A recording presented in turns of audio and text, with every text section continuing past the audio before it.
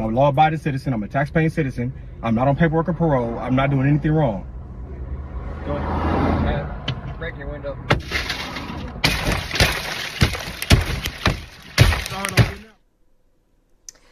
A San Diego man feels he's being targeted by police because of the color of his skin. An NBC7 investigation found more than half of all people stopped by San Diego police are black and brown. But the majority of San Diego's population is white.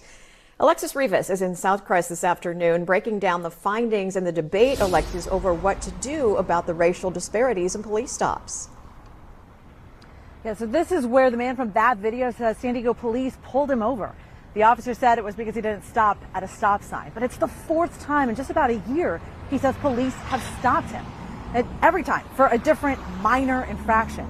It's an experience many black San Diego drivers know firsthand. But not everyone agrees this racial gap should be up to police to fix.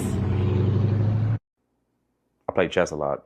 Really? Majority of the day, I'm like a real big chess player. Me too. I'm not that good, but I also play every day. Yeah, I think I'm like the best chess player in the world. When he's not playing chess, Nick Hoskins puts pencil to paper. Yeah, it's very therapeutic too. It turns out a blank page is easier to find than a clean slate. He was 21 when he was charged and ultimately convicted of conspiracy to commit murder, something he has denied. How was that like? It was hell. I thought the world was over. Yeah, attempted suicide a couple times. It was a little dark time in my life. Nancy Olson on behalf of the appellant, Mr. Nicholas Hoskins. Then the unbelievable happened. After more than 8 years behind bars, the state Supreme Court threw out Hoskins' conviction, saying there was no direct evidence tying him to the crime. The DA decided not to charge him again. Hoskins walked out of prison in February 2023. But free man or not, when he's behind the wheel, Hoskins says his skin is still the wrong color. Yeah, stay with it. 2 months after Hoskins left prison behind, police stopped his cousin minutes after he picked Hoskins up from work. His cousin, who is on parole, is the man you see in handcuffs, but neither were charged with anything. Weeks later, Hoskins says police stopped him for a taped-up taillight. He says officers asked to search his car, but he said no, and they let him go. Okay, yeah, I'm recording.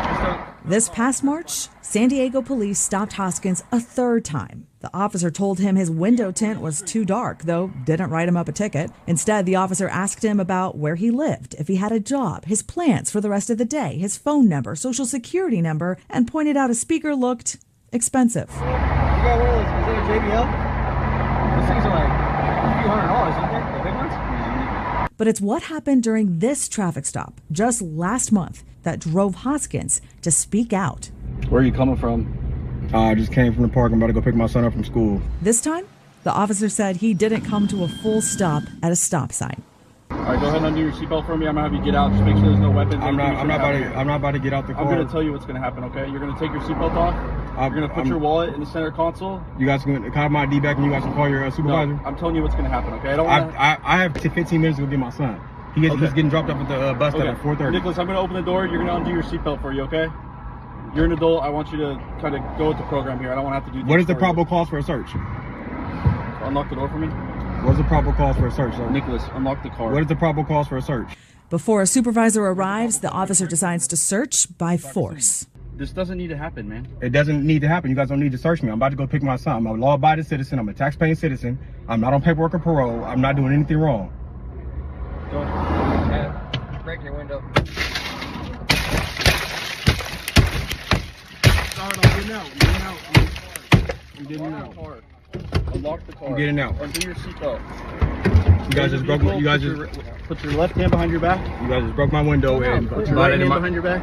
You guys just. Hoskins was handcuffed and detained. After searching his car, police gave him a ticket for resisting arrest. How does that affect you? It's kind of like demeaning, emasculating. And sometimes I feel like I'm not a man. They're still all up in here. Hoskins says it cost him about $1,000 to get his car back from impound and replace the smashed window. See, it just rolls down by itself. With one that doesn't really work. I think it messed up. We showed the video to criminal defense attorney Dante Pride. It's scaring me, and I'm not even there. I think it's wrong. I think what happened to that man is absolutely wrong. There was no reason to even take that far. He says the time to fight mistreatment by police isn't on the side of the road, but in front of a judge. This is going to be the worst thing I can say, but unfortunately, you just have to comply. That's what you should do in that situation. If there's no wrongdoing, what's the harm in being stopped frequently by police? I think that's a question that's asked by people who aren't stopped by police. When you have somewhere to go and suddenly you're stopped by police and asked to get out of the car and you're treated like a criminal, you might be handcuffed, sat on the side of the road, cars are driving by looking at you. These are all things that impact your psyche, your personality, your feelings for the day. An impact overly felt by Black San Diegans. NBC7 Investigates analyzed 5 years worth of police stops. People perceived as Black made up more than 22% of stops. Only 6% of San Diegans are Black. Compare that to how many times police stopped Hispanic people. They account for about a third of stops and the city's population. I think the solution to a lot of these problems is officer discretion. Inextricably intertwined with officers' discretion is officer bias. But San Diego Police Captain Jeffrey Jordan pushes back on that. Disparities, to be really clear, is a difference in how communities experience policing. The studies that have been done are not associated necessarily with bias, racism, discrimination. They focus on disparities. In an effort to address those racial disparities, Jordan says the department intentionally stopped fewer people. We made a concerted effort. In 2019, officers stopped nearly 188,000 people. That number plummeted during the pandemic and has stayed low, with just over 102,000 police stops last year. But even after nearly halving the total number of stops, officers still stop Black people at a dramatically higher rate. And let's be really clear, and I want to be clear about this, reducing disparities is not the sole governance of the San Diego Police Department in this city.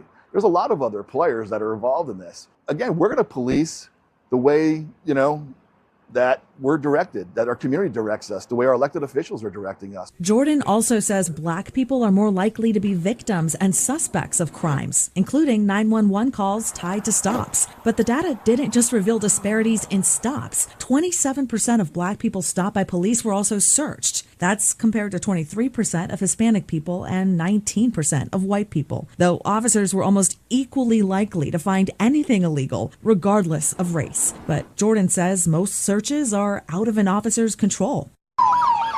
The vast majority of the time, Jordan says officers are obligated to perform a search because someone has a warrant for arrest, is on probation or parole, or because officers see drugs, alcohol, or weapons. Another main reason is probable cause, a reasonable belief that the person either committed a crime or has evidence. People don't necessarily realize, but about 90% of all our searches within the city of San Diego are dictated by policies and procedures. Jordan says the answer to closing the racial gap will ultimately come from the community and how the public wants to be policed. Ultimately, we're going to have a conversation, and this is one that's not going to go away. In the meantime, Hoskins has already filed a complaint with SDPD and hired an attorney with plans to sue the department.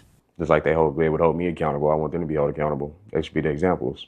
Hoskins starts trade school this month, hoping he'll be able to find work as a carpenter or a welder. Whether he can get to work without police pulling him over is another matter. So SDPD would not comment directly on Hoskins' traffic stop, but they did confirm that an internal investigation is now underway into the officers involved in that stop. Live from South Crest, I'm Alexis Rivas for NBC7 Investigates. It'll be interesting to hear the conclusion of that investigation. Thank you, Alexis. And to see which neighborhoods police are stopping people the most, go to NBC7.com/investigates.